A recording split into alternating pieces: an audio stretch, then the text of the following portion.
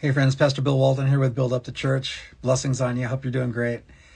In Matthew chapter 8, we see an episode where Jesus was in a fishing boat crossing over the Sea of Galilee with his disciples. And Jesus had been ministering a lot of people, a lot of healings, a lot of exorcisms, just physically exhausted. And we see that as they were crossing the Sea of Galilee that Jesus fell asleep in the boat as they were rowing across.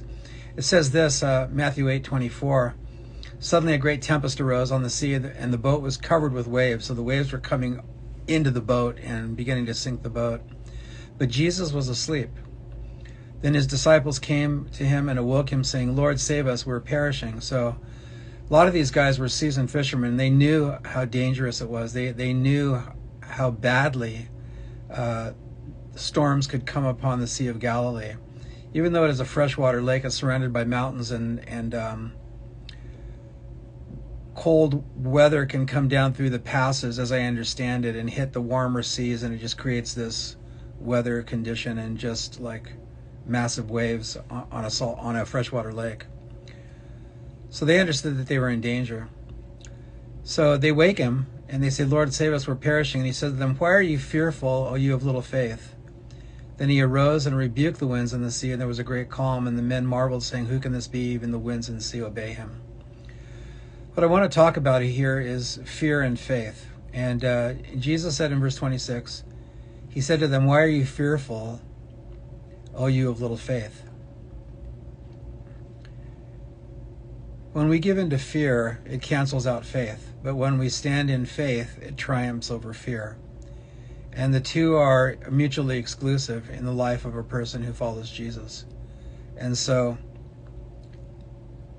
Jesus did not rebuke them for waking him up or bothering him or anything like that. And they were right to go to him to wake him up.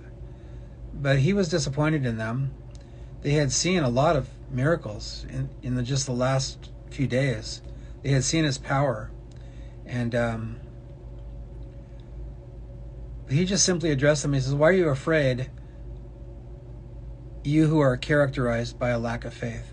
So just a word of encouragement to you if you're a Christ follower. Remember what God has done for you in your life. Remember how Jesus has made a difference externally, situationally in your life, provision, finances, health, reconciliation in relationships, whatever the case might be. And then remember what he's done to you internally, brought you peace that passes understanding, started to change the way that you think, healing some emotions and perhaps psychological challenges that you've had. Remember those things, as the disciples should have been remembering. And in our humanity, guys, stuff comes along and it frightens us. And the disciples had, humanly speaking, a good reason to be afraid. They were seasoned fishermen. They knew how bad it could be. But Jesus still corrected them and said, your fear is an indication of at this moment, your lack of faith. May I encourage you, next time you face something that's fearful, and it might be a very legitimate thing. It's not like some imaginary thing. It's a legitimate thing. Remember what God has done in your life. And based on that, he hasn't changed. And he'll be faithful to help you in that situation.